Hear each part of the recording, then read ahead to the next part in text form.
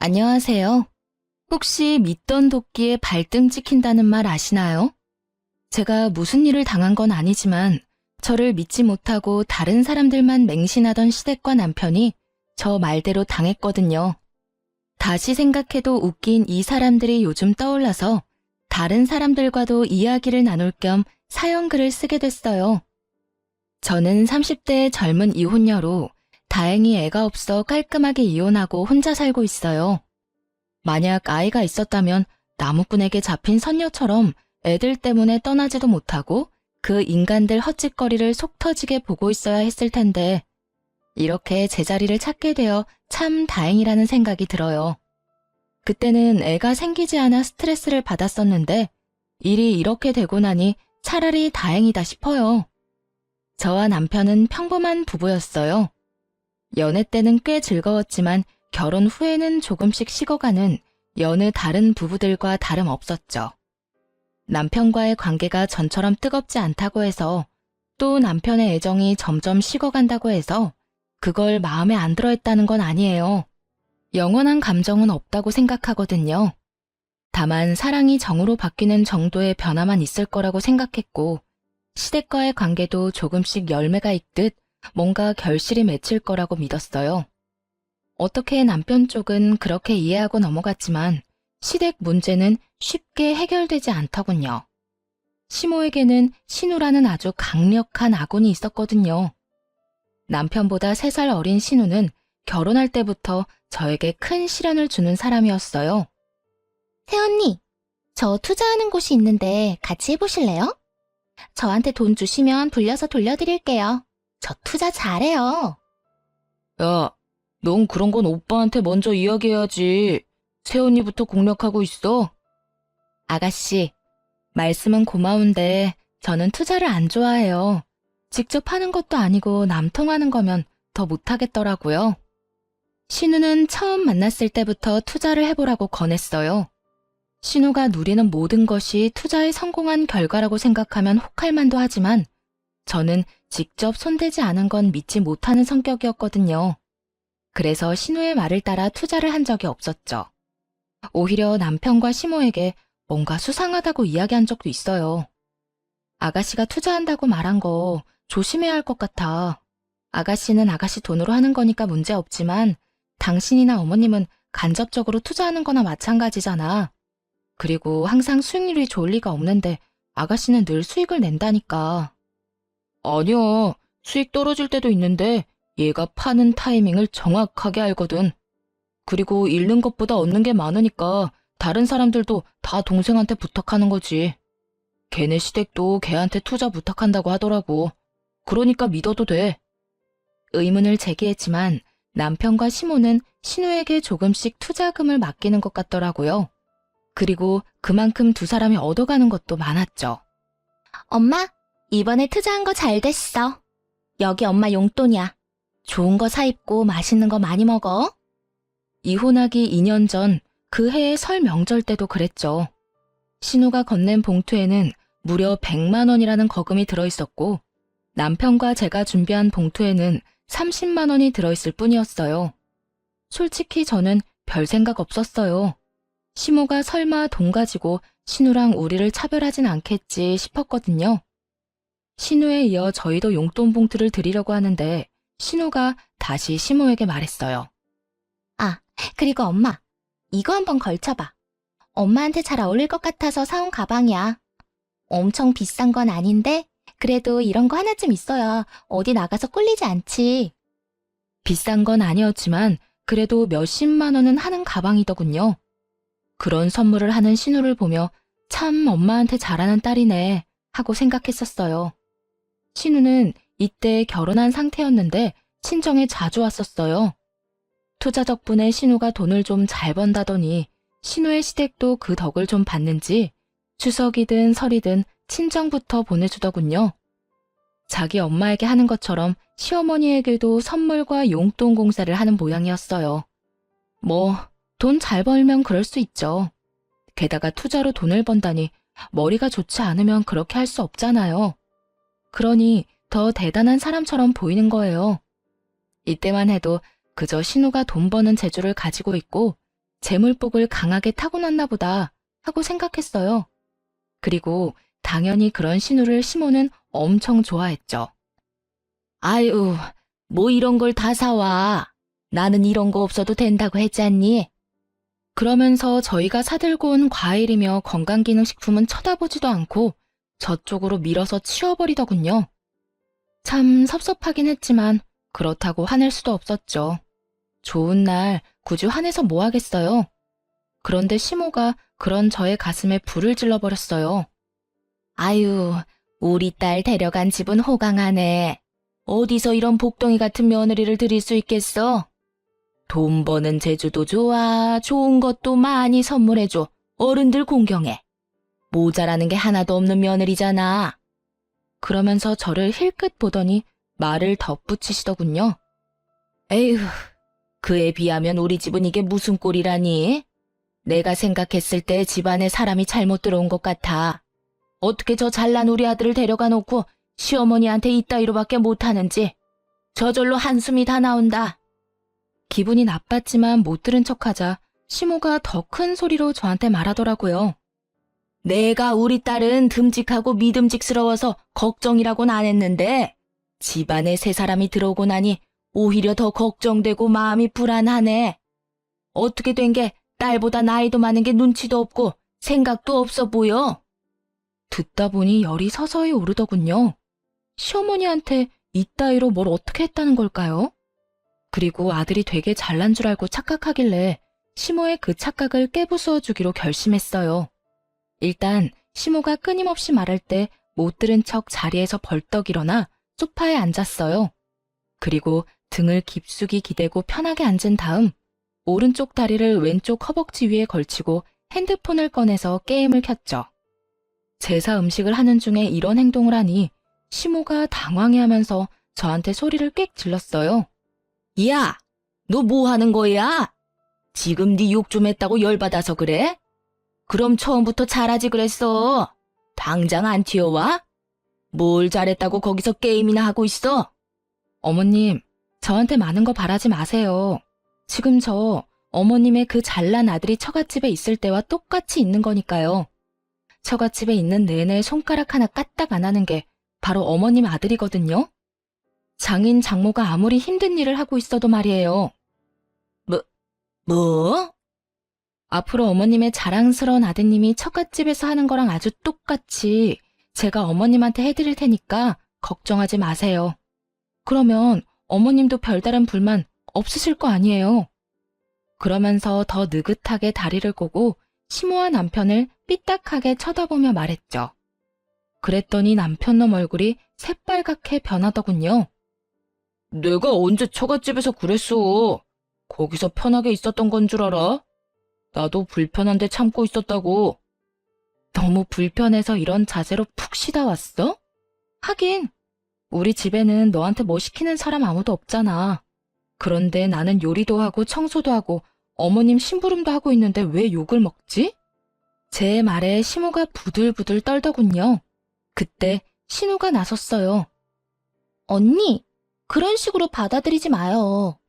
여태껏 나랑 손발 맞춰서 해오다가 새언니랑 같이 하다 보니 엄마가 아직 익숙하지 않아서 그래요. 어쩌겠어요. 엄마도 편한 사람이 좋은 거죠. 신우의 말을 듣고는 옳았구나 싶었어요. 이참에 아주 쏙 빠져버릴 수 있는 좋은 기회라고 생각했거든요. 그래서 시모에게 말했죠. 어머, 그래요? 어머님, 아가씨가 그렇게 좋고 믿음직스러우셨군요. 그러면 그냥 아가씨랑 제사상 계속 차리는 건 어떠세요? 제가 빠져드릴게요. 괜히 이렇게 끼어있는 것도 눈치 없어 보이고 좋은 자리에 못난 며느리가 껴서 뭐 하겠어요. 그쵸? 넌 며느리가 돼서 일도 안 하겠다는 뜻이야? 어떻게 그런 말을 함부로 할 수가 있어? 머리가 제대로 달리긴 했니? 생각이란 걸 하긴 하는 거야.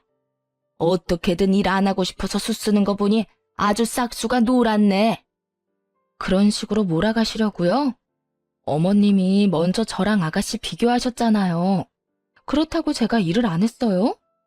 일하고도 욕 얻어먹는 게 그리 기분 좋지 않으니까 빠져드린다고요. 결국 그날은 완전히 파탄 나버렸어요. 솔직히 제 입장에서는 아주 홀가분했죠. 시댁의 이 차별하는 분위기를 어떻게든 한번 정리하긴 해야 했거든요. 신우가 돈 잘 버는 건 잘 버는 건데 그렇다고 저희가 자식으로서의 도리를 못하고 있는 건 아니잖아요.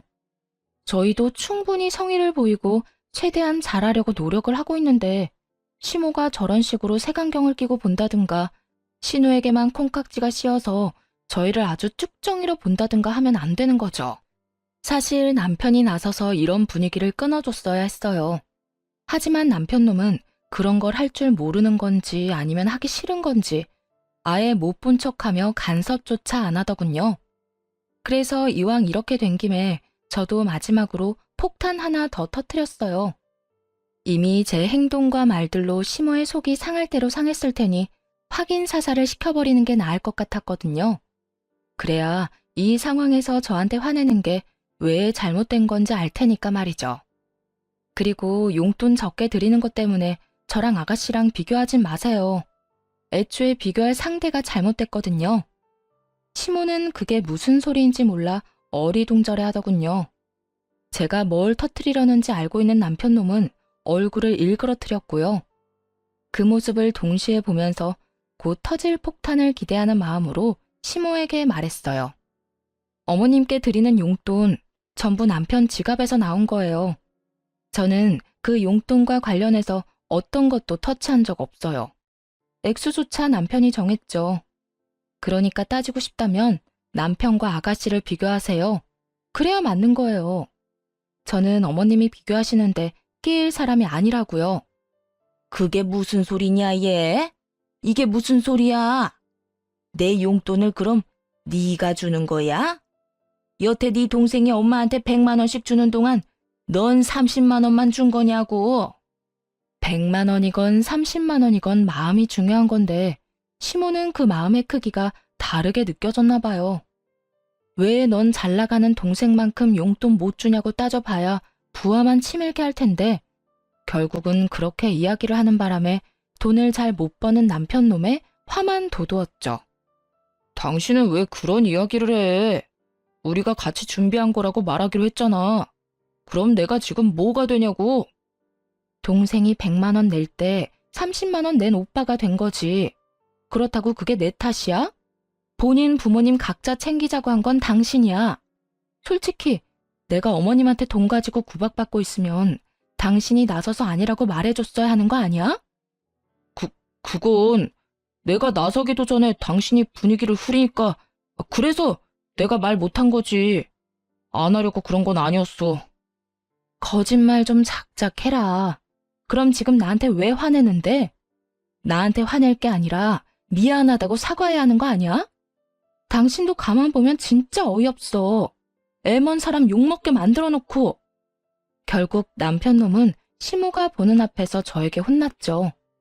시모도 많이 섭섭했는지 그런 남편을 두둔해주지도 않았어요. 오히려 저와의 말다툼이 끝나자마자 남편놈에게 더 큰 화를 내더라고요. 너는 그런 중요한 이야기를 안 하면 어떡해? 내가 그걸 알았으면 며느리한테 아쉬운 소리를 했겠어? 괜히 사람 잡게 만들고 말이야. 그럼 친정에는 대체 얼마를 주는 거야? 그 물음에 남편이 더 사색이 됐어요. 그럴 수밖에 없었죠. 저는 친정 부모님 용돈 드리는데 야박한 사람은 아니거든요.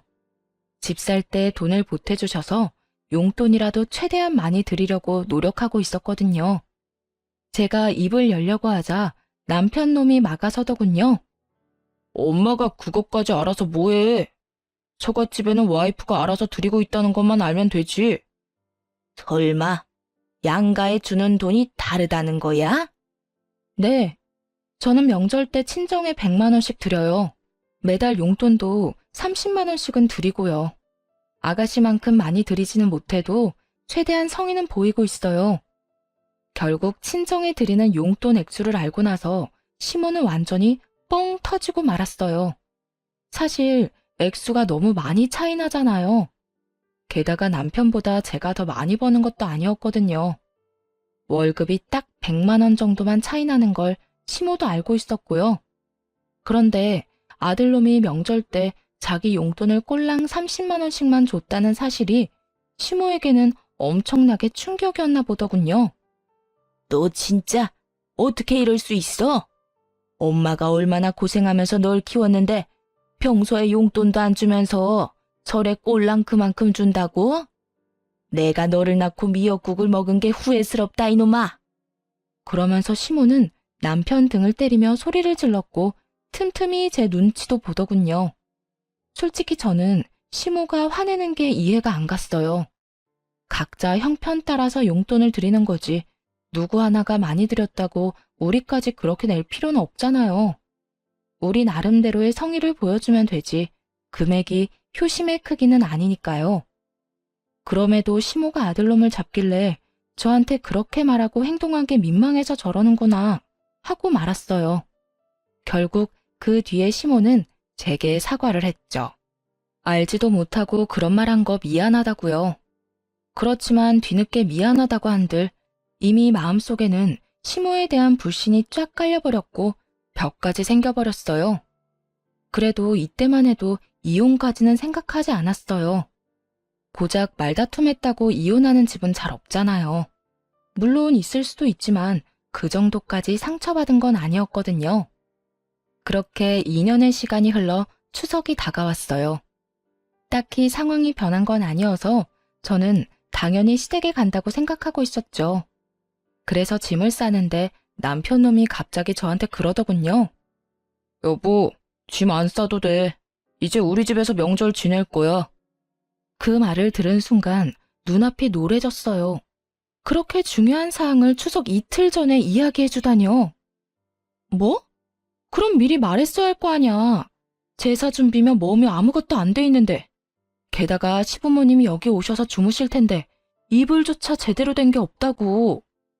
신혼집은 시댁보다 시내에서 멀었기 때문에 남편과 제가 시댁에서 하룻밤 자면 잤지 시부모님이 집에 오신 적은 없었어요. 친정 부모님이 놀러 오셔도 따로 호텔을 잡아드렸을 정도였거든요. 솔직히 이때까지만 해도 남편이 상의도 안 하고 혼자 결정한 거라고 생각했어요.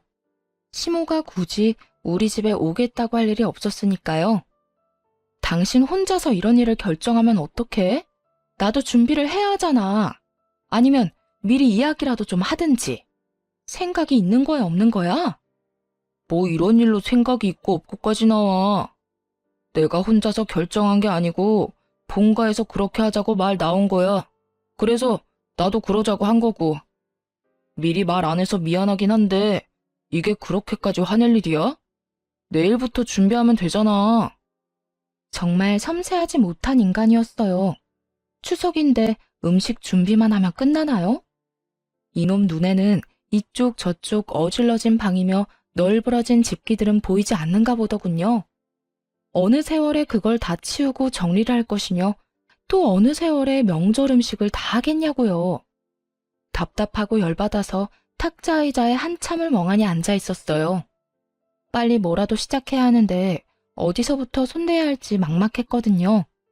그런데 시모에게서 연락이 왔어요. 네, 어머님. 그래. 예. 우리 너희 집 가서 추석 지내기로 한 거 들었지? 네, 방금 들었어요. 오늘요. 아이고, 이놈이 내 그럴 줄 알았어. 미리 내가 말하겠다고 해도 굳이 지가 이야기하겠다더니.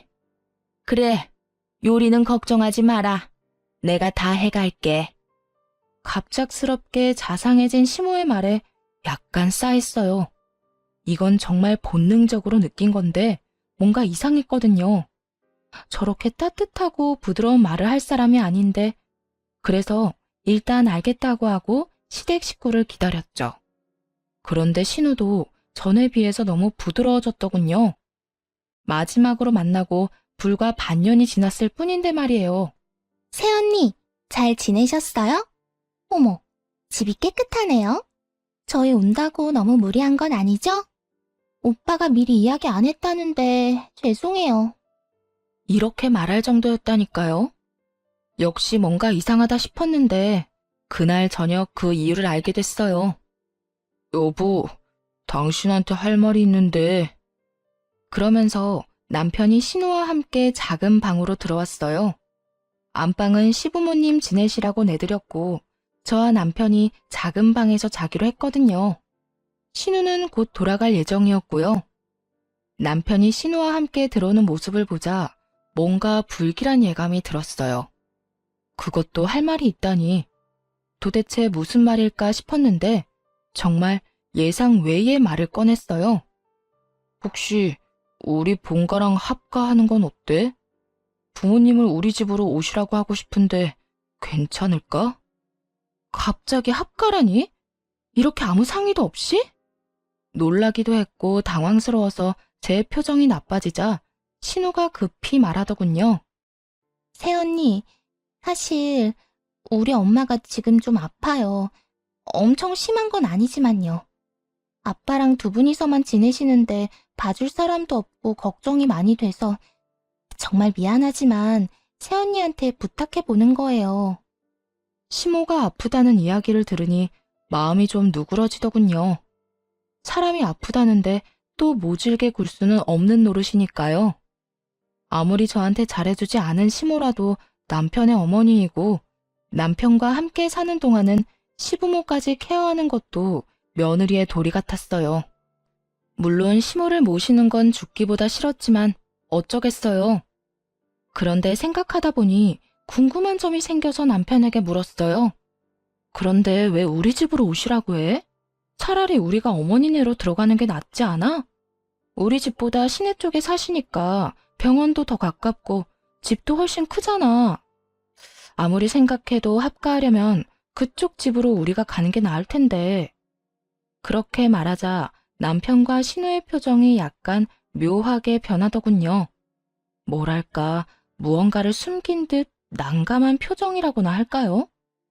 여보, 그게 사실은 얼마 전에 엄마가 이사를 하셨거든. 좀 멀리 외곽 쪽으로 나갔는데 평수도 줄고 집 상태도 그렇게 좋지 않더라고. 그래서 엄마 몸이 더 안 좋아질까봐 우리 집에서 모시자고 한 거야. 뭐? 예전 시댁이 얼마나 좋은 집이었는데 시내랑 가까워서 집값도 비쌀 텐데 그런데 그 집을 팔았다고? 도대체 왜? 사실 엄마가 돈 쓸 곳이 좀 있어서 집 팔아서 좀 작은 곳으로 가셨어. 그런데 갑자기 아프게 될 줄 누가 알았겠어. 물론 집 한 돈으로 병원비도 좀 냈지. 하기야 병이 사람과 상황을 가리면서 오는 게 아니잖아요. 나도 모르게 병에 걸리는 것인데 안 좋은 시기에 그렇게 되는 경우도 많긴 하죠. 주변의 이야기를 들어봐도 꼭 나쁜 상황과 나쁜 일이 겹치더라고요. 이때까지는 당연히 시모도 그런 상황인 줄로만 알았죠. 그럼 어머님은 지금 정확히 어디가 아프신 거야? 그게 암이시래. 그래도 엄청 심한 건 아니고 일기라서 그냥 통원 치료를 해도 괜찮다고 하던데. 따로 암에 걸려본 적도 없고 주변에도 암에 걸린 사람이 없어서 남편이 그렇게 말하니 그런가 보다 했죠. 그래서 결국 합가를 허락할 수밖에 없었어요. 시댁 집은 그대로 놔두고 오실 테니 몸 상태가 좋아지면 다시 돌아가실 거라고 생각했거든요. 일기면 생존율도 높고 거의 정상처럼 지내는 분들도 많으니까요. 그렇게 저와 남편 그리고 시부모님의 합가가 시작됐어요. 생각보다 신경 쓸 건 많이 없었어요. 시모가 웬일로 까다롭게 굴지 않고 평상시와 다르게 굉장히 잘 대해주더라고요. 그래서 그런 생각이 들었어요. 사람이 죽을 때가 되거나 많이 아프면 변한다더니 그래서 시모가 변했나 보다. 그런데 시간이 지날수록 뭔가가 이상한 거예요. 아무리 봐도 시모가 아픈 사람처럼 보이지 않더라고요. 병원에 다니면 약도 엄청 많이 받아오고 언제쯤 진료받는다고 할 법한데 그런 이야기를 저한테 한 번도 해준 적이 없었어요. 하다못해 약봉지도 들고 온 적이 없고요. 시모가 지내는 안방을 청소할 때조차 약봉지를 발견한 적이 없었다니까요. 또 보험회사에 낼 서류도 보이지 않았고요. 그 중에서도 가장 수상한 건 시모가 저하고는 단 한 번도 병원에 같이 간 적이 없다는 사실이에요. 솔직히 아픈 시모가 우리 집에 와서 지낸다고 했을 때 병시종을 들어야겠구나 싶어 내심 막막했거든요. 그런데 시모는 저한테 자기 병시종을 들라고 절대 안 하더라고요. 병원에는 무조건 남편이나 신우와 함께 갔고요. 그러던 어느 날 집에 도착했는데 안방에서 큰 소리가 나더군요. 언성이 너무 높아 제대로 이야기가 들리지 않아서 방문을 벌컥 열고 들어갔어요. 어머님, 아가씨, 이게 웬 소란이에요? 무슨 일 있어요? 제가 들어가자마자 두 사람이 정말로 짠 듯이 싸움을 뚝 그만두더군요. 그러면서 마치 싸운 적도 없다는 듯 저한테 그랬어요. 세아가 아무것도 아니다. 그냥 잠깐 할 얘기가 있었는데 언성이 좀 높아졌나 보구나. 맞아요, 새언니. 별거 아니에요. 그럼 전 먼저 가볼게요. 그렇게 찝찝함을 남기고 신우가 떠나고 시무는 정말 아무 일 없었다는 듯이 지냈어요. 그런데 그 뒤로 이상한 일이 벌어졌어요. 이제 시모가 신우와 같이 병원에 안 간다는 거예요. 그렇다고 시모 혼자서 병원에 가는 것도 아니었어요. 뭔가 수상하다는 생각이 들었죠. 왜 병원을 안 가지? 죽을 날을 받아놓은 것도 아니고. 한 번도 병원에 가질 않길래 너무 궁금하더라고요. 그래서 흘러가는 말로 떠보듯 남편에게 시모가 어느 병원을 다니는지 물어봤죠. 여보, 그러고 보니 어머님 암 치료하는 병원이 어디라고 했지? 아, 거기? 여기서는 좀 멀다고 하던데. 암 치료 전문이라니까 멀어도 거기 다니신다고 하더라고. 당신은 신경 쓸 거 없어. 동생이 다 알아서 하잖아. 이럴 때라도 많이 부려먹어. 아니, 그래도 명색이 며느리인데 어머님이 어디서 치료하는지 정도는 알아야지. 괜찮아. 당신은 신경 안 써도 돼. 그러면서 끝까지 어느 병원인지 이야기 안 해주더군요. 그렇다고 제가 포기할 사람이 아니거든요. 출근해서 쉬는 시간에 암을 치료하는 모든 3차 병원에 전화를 걸었어요. 그리고 시모 이름을 대며 보호자라고 담당 간호사를 바꿔달라고 했죠. 그런데 그 어느 병원에서도 시모 이름을 가진 환자를 찾을 수 없었어요. 그제야 계속해서 품어온 의문이 풀리는 것 같았죠. 아, 이것들이 짜고 거짓말을 해서 합가를 시켰구나 하고요. 거기까지 알아내니 더 이상 참을 필요가 없더라고요. 당장 집으로 가서 남편에게 따졌어요. 이게 어떻게 된 일이야? 어머님 아프신 거 아니지? 내가 이 동네 근처 암 전문병원 싹 다 뒤졌거든? 근데 어머님 이름을 가진 환자가 없다는데 도대체 어떻게 된 일이냐고. 그렇게 조목조목 따지자 집안에 있던 시모와 시부의 얼굴이 하얗게 질리더군요. 거짓말한 게 들통이 났으니 그럴 수밖에요. 그런데 남편 놈은 생각보다 태연하더라고요. 아니, 오히려 여유가 넘쳤어요. 이 인간이 왜 이러나 싶었죠. 그거 가지고 이렇게 화가 난 거야? 미안해. 내가 속인 건 미안한데 우리도 다 그럴 상황이어서 어쩔 수 없이 거짓말한 거야. 그리고 자기한테도 나쁜 일 절대 없어. 나쁜지 안 나쁜지는 내가 정해. 이미 나한테 거짓말을 했잖아.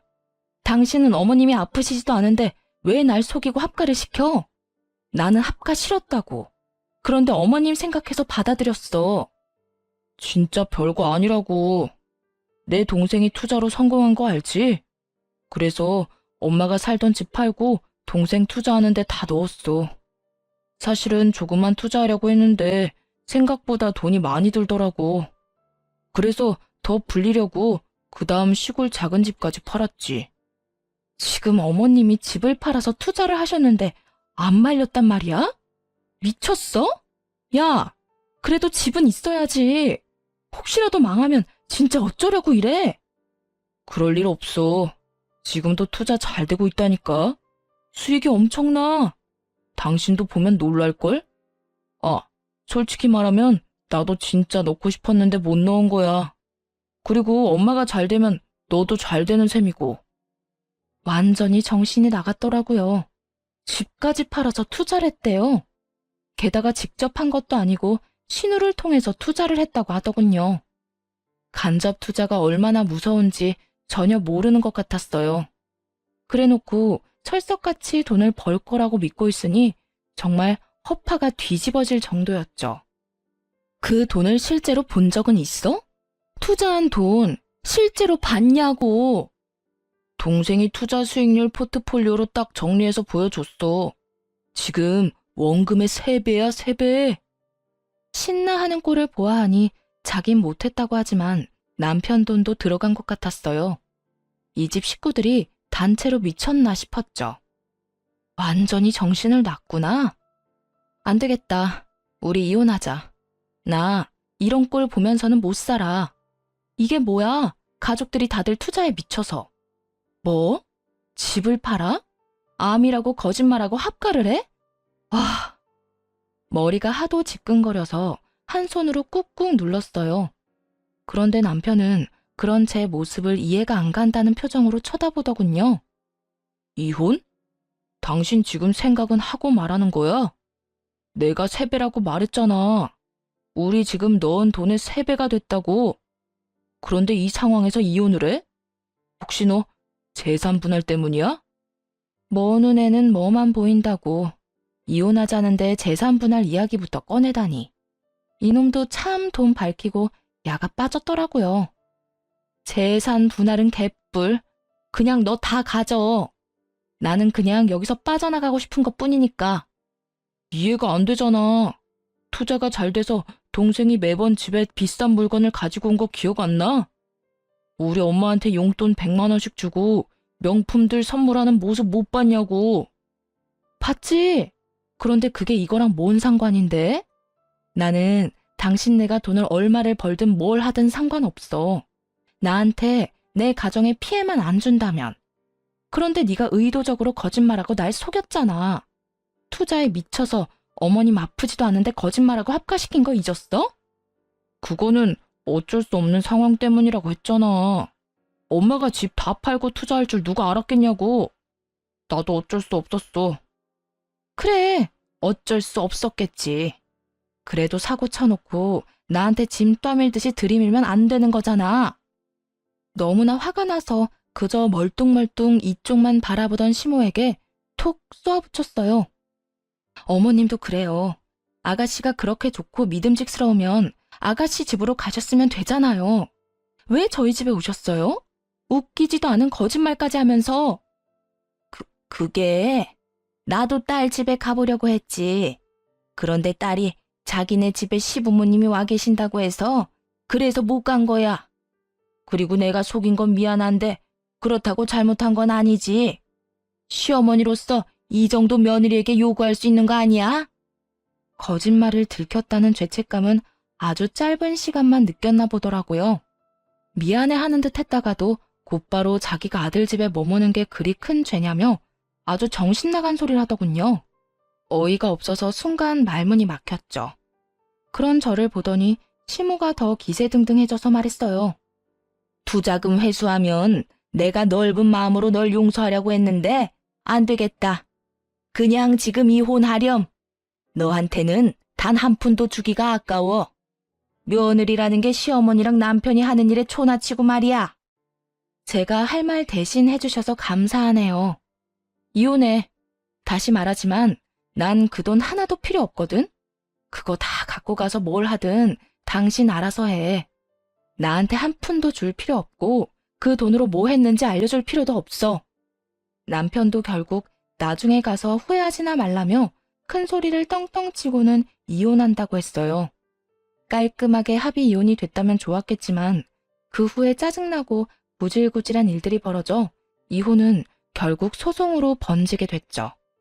두 사람이 신혼집에 딱 절반씩 보탰고 그래서 부부 공동 명의로 되어 있었거든요. 그런데 이 빌어먹을 개 같은 인간이 신혼집을 담보로, 아니 정확히 말하면 자기 지분에 대한 주택담보대출을 끌어다 쓴 거예요. 저한테 한마디 말도 없이. 그것도 1금융권도 아닌 곳에서. 물론 제 허락이 없었으니 1금융권은 사용하지도 못했겠지만요. 만약 미리 알았다고 해도 제가 허락할 일은 절대 없었을 테고요.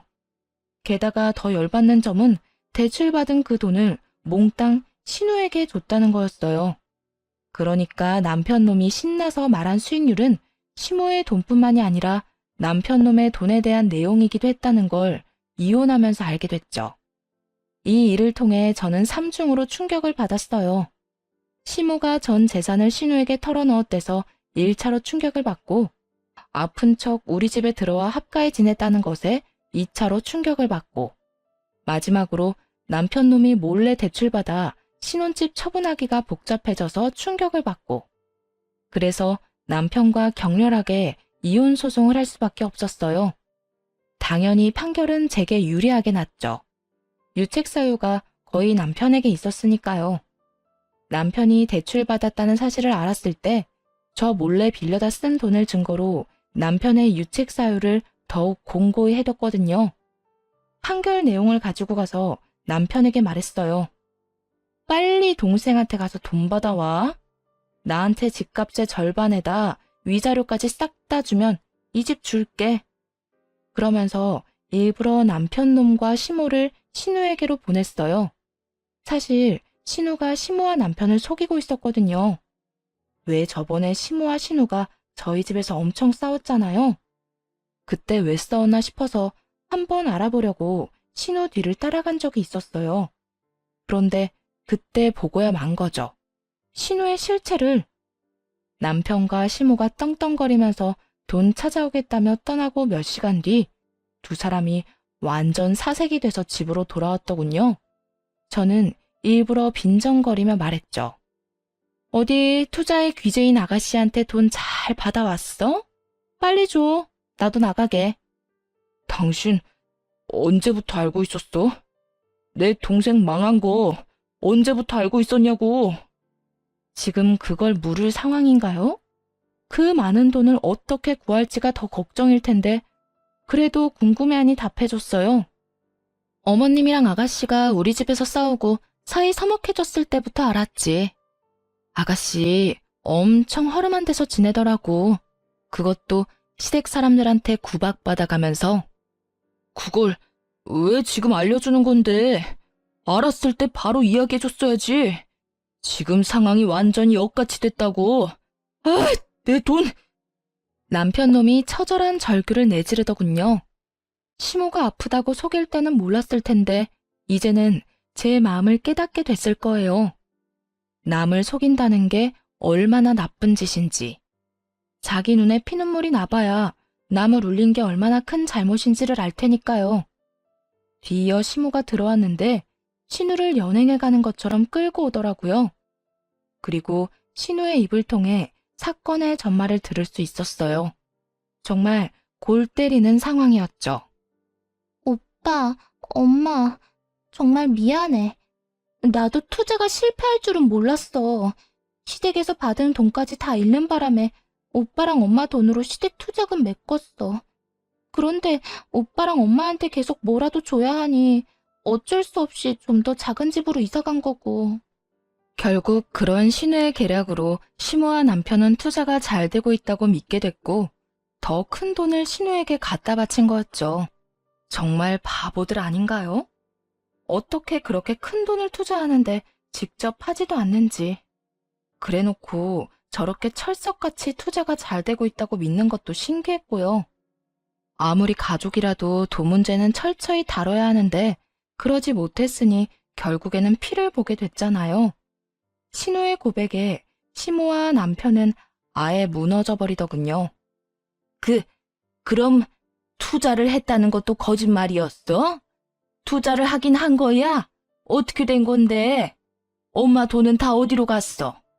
내 돈으로 설마 너희 시댁 투자금 다 물려준 건 아니지? 투자가 조금이라도 되긴 한 거지.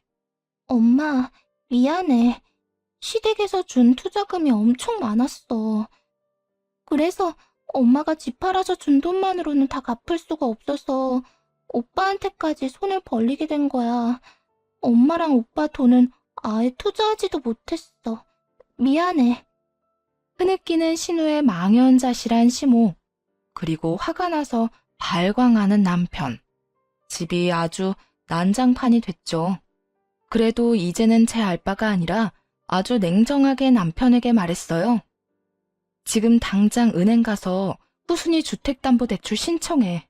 어차피 한도 끝까지는 못 뽑았을 거 아니야. 일단 그거 신청해서 나온 돈은 나한테 주고 나머지 금액은 당신이 어딜 가서든 구해와.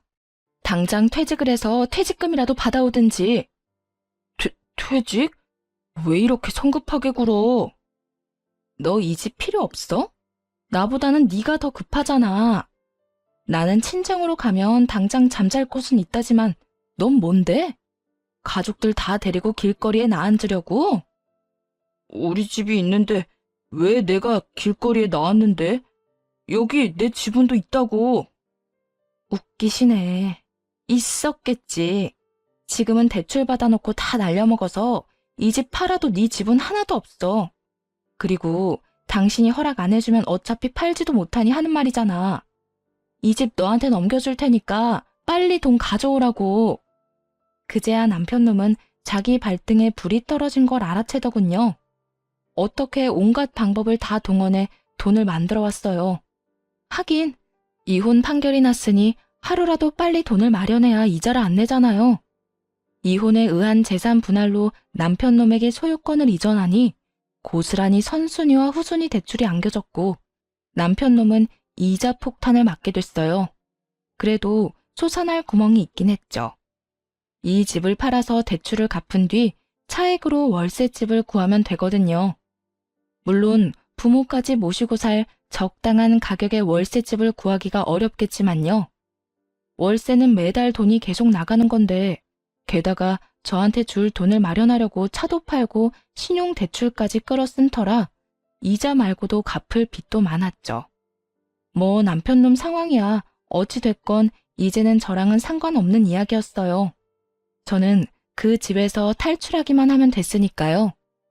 짐을 모두 정리하고 가져갈 것만 싸서 나오는데 시모가 저를 아주 원망 어린 눈으로 쳐다보더군요. 이렇게까지 해야 했니? 좀 더 시간을 두고 해결했어도 될 일이잖아. 뭐가 그렇게 급해서 이 난리를 쳐가며 이혼까지 하고. 너한테 우리는 가족이 아니었던 거지? 저를 가족 취급해 주신 적 있으세요? 그렇게 믿고 따르던 건 제가 아니라 아가씨였잖아요. 솔직히 며느리보다 딸을 더 믿으셨으니 일이 이렇게 된 거고요. 저한테 말도 없이 사고 쳐놓고 이제와 원망하시네요? 전 잘못한 게 없어요. 다 어머님 잘못이지. 내가 뭘 그렇게 잘못했다고? 나도 다 잘 살아보려고 그런 거였어. 누가 잘 살아보겠다고 전 재산을 갖다 넣어요?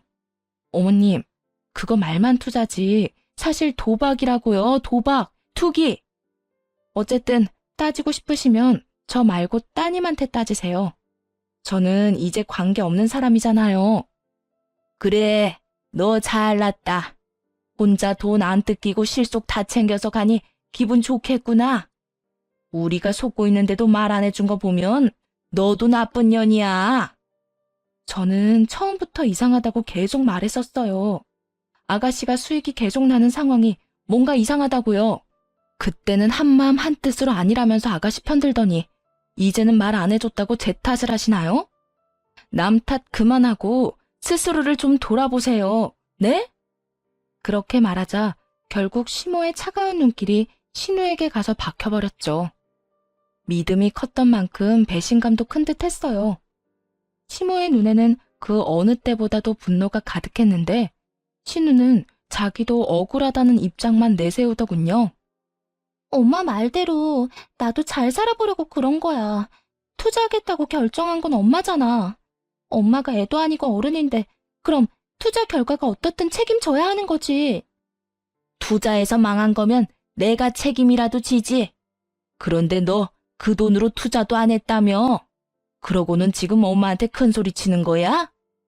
그래도 받아먹을 건 다 받아먹었잖아. 용돈 100만 원씩 주고 비싼 선물할 때는 간이고 쓸개고 다 빼줄 것처럼 굴더니 이제 와서 이런 식으로 바뀌는 거야? 그때는 내 돈이 투자가 잘 되고 있을 거라고 생각해서 그랬지. 이런 상황인 줄 알았으면 선물들도 안 받았을 거야. 내가 미쳤지. 돈에 눈이 멀어서 전 재산을 날려? 내 돈 내놔 이거 사. 너 앞으로 쉬지도 못하고 일해야 할 줄 알아. 그렇게 세상에 둘도 없이 사해줬던 모녀가 순식간에 원수지간으로 바뀌어버렸어요. 심오한 남편은 아주 벼르고 있더군요. 어떻게든 신우에게서 한 푼이라도 더 건지려고요. 그래, 너 앞으로 택배 일에 배달 일까지 해. 내가 퇴근하고 저녁 시간에 너 감시할 거야. 오전이랑 오후에는 엄마랑 아빠가 너 감시할 거니까 그렇게 알고 착실하게 돈이나 벌어서 변제해. 보면서도 진짜 골 때리는 상황이다 싶었죠. 어떻게든 돈을 돌려받고 싶은 심정은 이해했으나 설마 신우에게 일을 시킬 줄은 몰랐거든요. 게다가 감시까지 하겠다고 말하다뇨. 결국 그렇게 전신우는 배달일과 택배일을 병행하며 돈을 벌어야 했어요. 이혼하고 집을 나온 제 귀에도 그들의 이야기가 들려왔죠. 그래도 전신우가 어떻게든 애를 쓴다고 생각했는데 그것도 잠시였어요. 정말 웃긴 일이 터졌거든요. 전신우가 월급날 돈을 들고 잠수를 타버린 거예요. 동생 잡겠다고 전 남편 놈이 저한테 연락했을 때 진짜 배꼽 빠지는 줄 알았다니까요. 내 동생 혹시 거기 있어? 2년이 월급 다 들고 날랐어. 그걸로 이번 달 이자 갚아야 하는데 와, 진짜 미친 거 아니야?